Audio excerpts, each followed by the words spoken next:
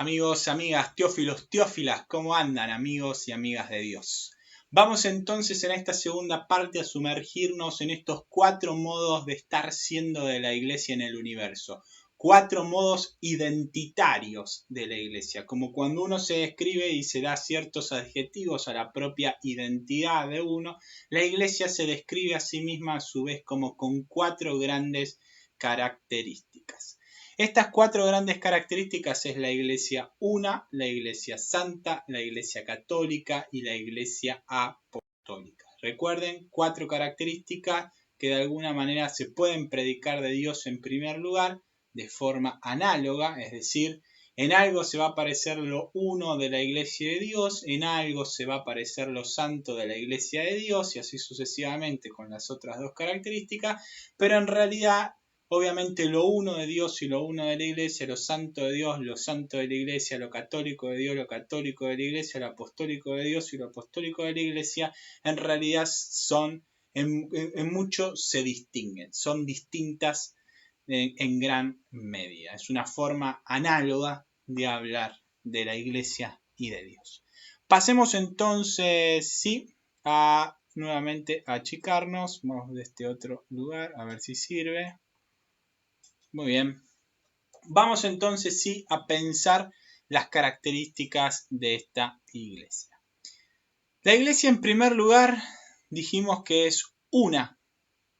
Estas características de la iglesia lo vamos a encontrar en el Catecismo de la Iglesia Católica dentro de los parágrafos o de los números 813 al 822.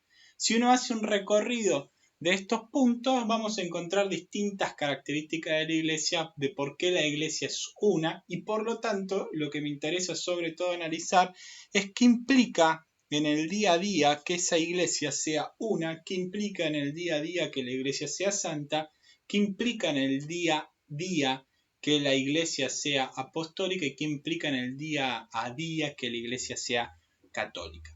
Empecemos entonces por el principio. La iglesia, como les dije, es una. El Catecismo de la Iglesia Católica nos dice que la iglesia es una por su origen, es una por su fundador y es una por su alma. No es que la iglesia tenga un alma, sino que se habla del alma de la iglesia de forma análoga a la que se habla del alma de un ser humano. Miremos lo siguiente entonces. La iglesia es una debido a su origen. ¿Por qué? Como les dije, si su creador es Dios, entonces la iglesia, y Dios es uno y trino, la iglesia necesariamente es una. No puede ser distinto la iglesia de lo que Dios es. Si Dios es uno y trino, la iglesia será una, pero una unidad que admite la pluralidad como Dios admite la pluralidad de personas. Un solo Dios, 3 personas, la iglesia es una, pero admite la pluralidad, por ejemplo, de liturgias, de funciones, de carismas dentro de la iglesia y a su vez también de que la iglesia se manifieste de formas distintas a lo largo de la historia y del mundo. Tenemos la iglesia universal con el Papa a la cabeza y las iglesias particulares dispersadas, diócesis, arquidiócesis, dispersadas a lo largo del mundo. Una iglesia que es una porque Dios es uno y trino. La iglesia también es una porque Dios es su fundador. El fundador es uno solo y este fundador es Dios. Ya dijimos en videos pasados que Jesús se nos manifiesta como fundador y como fundamento de la iglesia, porque la iglesia en realidad tiene su origen en toda la tradición hebrea judía y Jesús le da una vuelta de tuerca y en ese sentido en la última cena y con el agua que sale de su costado significando el bautismo, de alguna forma se da origen a esta iglesia con este cuerpo de 12 que Jesús mismo había llamado para estar con él y enviarlos a expulsar a los demonios, a todo aquello que alejara de Dios a la humanidad como instrumento de muerte. Por medio de los instrumentos de la muerte, la humanidad se ve alejada de Dios, entre ellos el pecado, la influencia del diablo, la influencia de las estructuras sociales que oprimen al ser humano. Jesús envía a sus apóstoles en contra de esas estructuras de muerte, de esos personajes o agentes de muerte en la historia, para liberarla, porque Dios es un Dios liberador, salvador. La historia es una historia de salvación. Entonces, la iglesia es una porque uno es su fundador. La iglesia también a su vez es una debido a que tiene una sola alma. Cuando hablamos de alma hablamos en sentido analógico, porque de la misma manera que un cuerpo se predica que este cuerpo tiene un alma, de la misma forma de la iglesia se puede predicar que tiene un alma, y esa alma será el Espíritu Santo, que es lo que intercede, lo que actúa sobre cada uno de los bautizados al momento de bautizarse y les permite entrar a la iglesia. Cuando uno empieza a formar parte de la iglesia por el mismo bautismo, cuando se bautiza, donde el Espíritu Santo borra aquel pecado original y nos une a este cuerpo de Cristo. Entonces la iglesia es una porque es uno el mismo espíritu que funciona, podríamos decir de forma analógica, como alma de esta iglesia. Si la iglesia es el cuerpo de Cristo, el alma que mueve de alguna manera ese cuerpo es el Espíritu Santo, ¿no? Y Cristo es la cabeza. Entonces la cabeza más el cuerpo, la iglesia total, es movida por este espíritu. Esa es la analogía, la comparación o la simbología que están utilizando. ¿Cuáles son las implicancias sociales de que la iglesia sea una? ¿Qué implica en la práctica que la iglesia sea una en el mundo? Algunas cuestiones básicas. En primer lugar, nos refiere que hay una comunión de toda la humanidad con Dios. Toda la humanidad está llamada a la comunión con Dios. Si toda la iglesia está llamada a salir al mundo y a predicarle a todos que Dios es un Dios salvador, es una reunión de convocados que invita a todos a participar de esa común unión o unión común con Dios. Nos refiere también que hay comunión horizontal de toda la humanidad. Todos somos seres humanos, todos somos dignos, todos somos hijos de Dios en algún punto, y por lo tanto nos habla de que la iglesia sea una por su destino de querer que todos formen parte de esa iglesia. Nos demuestra, nos revela que la humanidad entera está llamada a ser hermana, la hermandad de la humanidad. Nos manifiesta también que la iglesia es interdependiente con todo lo real. Si la iglesia es una, si Dios es uno, de alguna manera este modo de ser de la iglesia nos hace referencia a que todo está conectado con la iglesia. Obviamente que eso no significa que la iglesia se pueda poner por encima o que la iglesia se pueda poner a gobernarlo todo, sino justamente que la iglesia está al servicio de todo. Es una interdependencia servicial y no una interdependencia dominial o de control. La iglesia está conectada con todo, pero a su servicio, no para dominarlo. A su vez también nos va a hablar de que la iglesia sea una, que va a haber horizontalidad dentro de la iglesia, pero que en esa unidad existe la pluralidad. Pero por ser distinto no significa que esté fuera de esa iglesia o que esté fuera de esa reunión de convocados por Dios.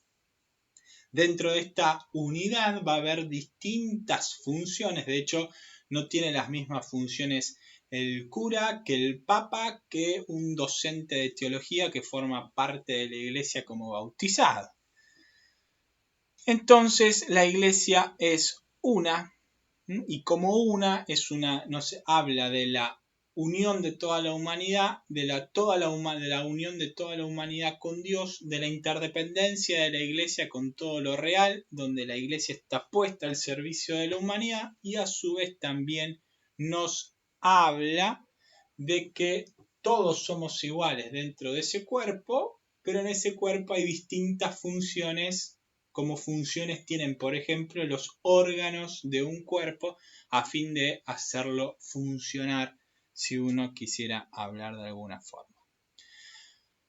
Que la iglesia es una, también significa que la iglesia admite la diversidad. Eso lo vamos a encontrar en el Código de Derecho Canónico, mejor dicho, número 814.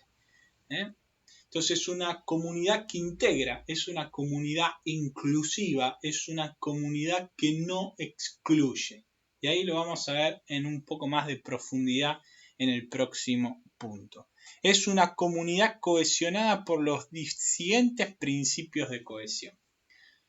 Piensen en lo siguiente, todo grupo, todo cuerpo social se encuentra siendo ese cuerpo social y no se disgrega en partes y mantiene su unidad porque hay ciertos elementos de cohesión.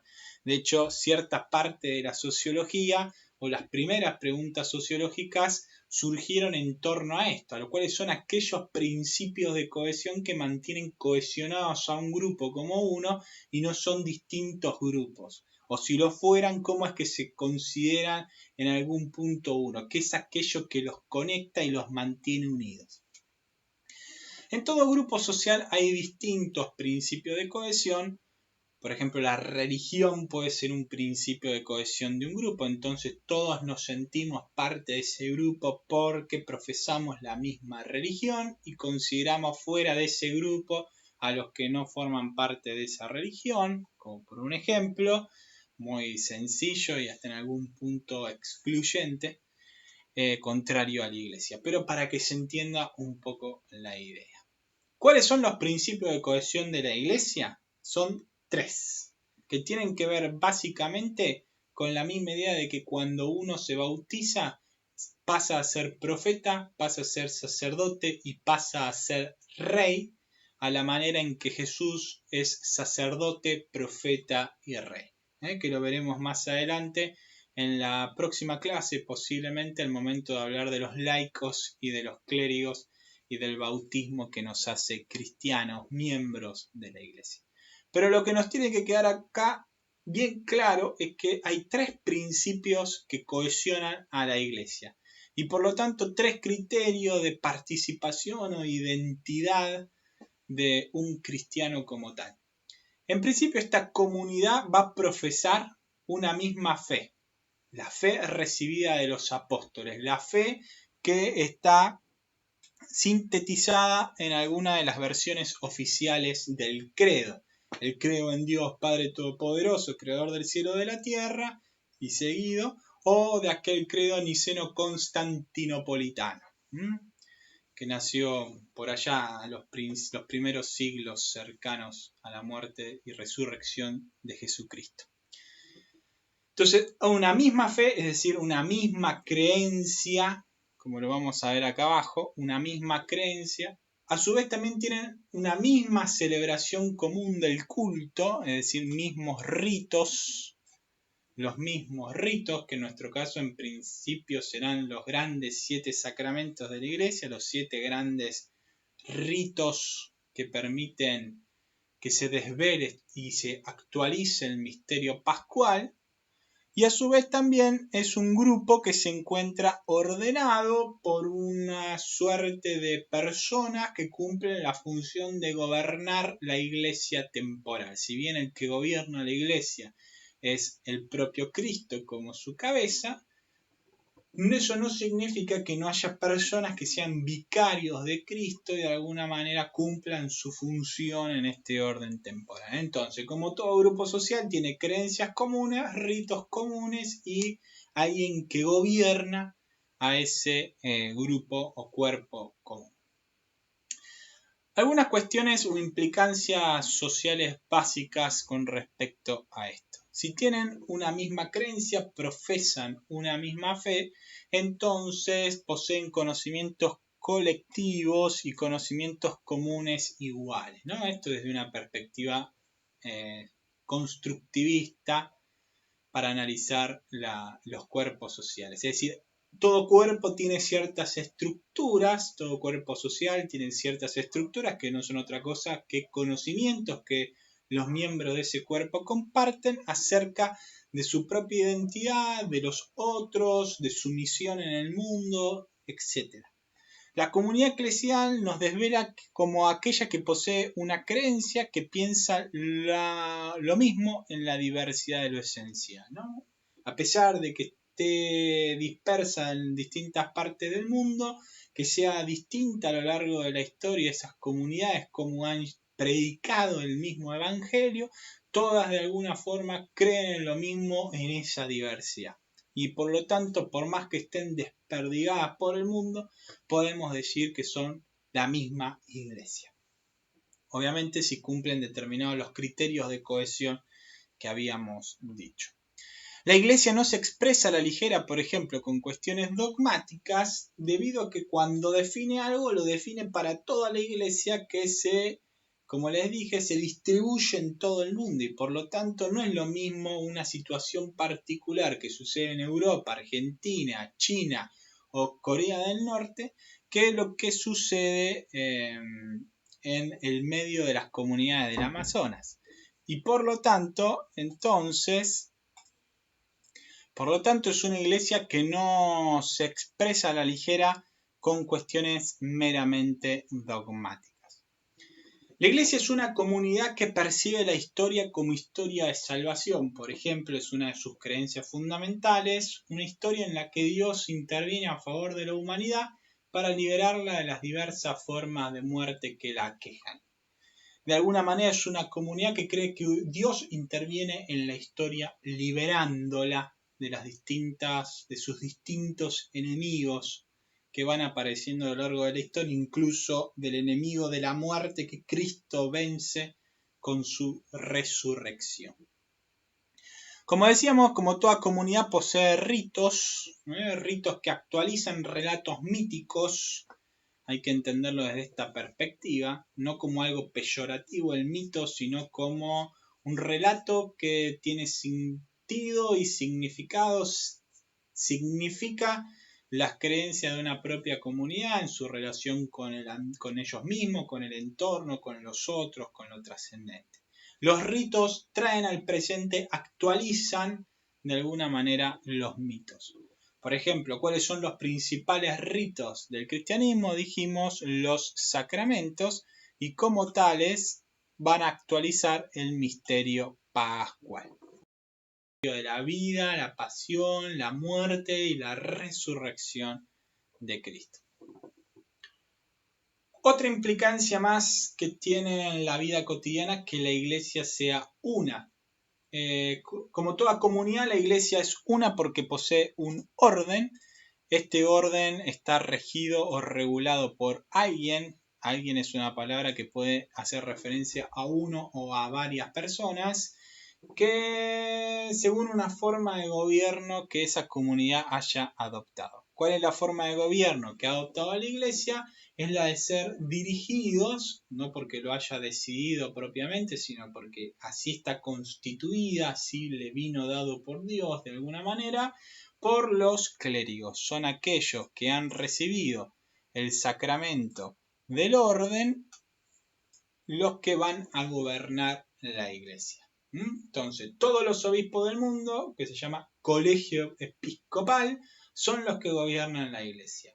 El Papa es parte de este colegio episcopal y obviamente está no por encima, sino es el primero de ese colegio en el sentido de que expresa el pensar y el decir de todo el colegio. Entonces, el colegio de los episcopos con el Papa a la cabeza son los que dirigen la iglesia. Podríamos profundizar después en esto, seguramente lo vamos a hacer en la siguiente clase para explicar cuál es el lugar de los cardenales, qué es la iglesia universal, cuáles son las iglesias particulares, quién gobierna la diócesis, quién gobierna la Santa Sede. Bueno, son cuestiones que después veremos seguramente en la clase que viene. Pero antes de terminar con la iglesia una característica más o un modo de estar siendo que le implica ser una en la vida real. Es una comunidad que debe buscar restaurar el escándalo de la división interna que ha sufrido a lo largo de la historia.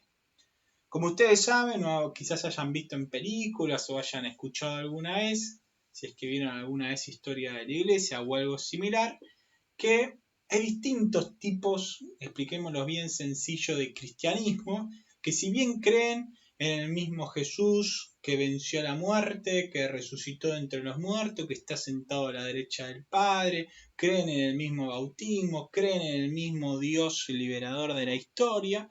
En algunas cosas se diferencian estos cristianismos, no es lo mismo una iglesia pentecostal que la iglesia católica, que la iglesia luterana, que la iglesia metodista, que los adventistas o que la iglesia nueva apostólica. Digo, si bien el núcleo central de la fe es el mismo, un Jesús muerto y resucitado que nos libera del pecado y nos une a Dios, que es un Dios unitrinitario, Padre, Hijo y Espíritu Santo, eso no significa que en todo no se parezcan y en todo se confluyan en la Iglesia Católica, sino que estos han sido divisiones que han surgido a lo largo de la historia por distintos temas, que uno podría resumir por el pecado del ser humano que ha llevado a la Iglesia a dividirse. Entonces algunos van a decir que no importa la tradición de la Iglesia, sino solamente la Escritura. Estoy siendo bastante simplista. Otros van a decir que lo importante es que no hay transustanciación en el momento de la Eucaristía, sino que hay una transignificación. Bueno, distintas cuestiones que no son menores, pero tampoco en algún punto son opuestas al núcleo de la fe. Entonces parecería que estamos llamados a reconciliarnos en esta unidad, buscando obviamente las diferencias, respetando hasta donde se pueda respetar las diferencias, pero buscando la unidad profunda en el gran misterio de la Iglesia una. Obviamente que la Iglesia Católica reconoce que esta unidad con el resto de las iglesias cristianas solamente va a ser posible en el ámbito de lo escatológico, es decir, en la segunda venida de Cristo, ¿no? Mientras nosotros estemos en la historia, seguramente las divisiones surgirán. Tenemos que obviamente evitarlas y caminar por el camino de la restauración. En la Iglesia, ese movimiento de reconciliación o unidad con el resto de las confesiones cristianas se llama ecumenismo. No significa licuar la fe de nadie, sino justamente buscar lo verdadero, lo auténtico en esas fe, y seguramente en algún momento los que se encuentren equivocados, si podríamos llamarlo así, todos se darán cuenta y terminarán siendo o reconociendo esta iglesia uno. Pero bueno, eso es para un debate posterior que sería interesante en algún momento dar. Por una cuestión de comodidad vamos a terminar este segundo video en esta característica de la iglesia como una, y en el próximo video sí, entonces vayamos a recorrer la iglesia santa, la iglesia católica y la iglesia apostólica, que en algún punto van a ser menos extensos. Entonces síganos en el próximo capítulo. Nos vemos.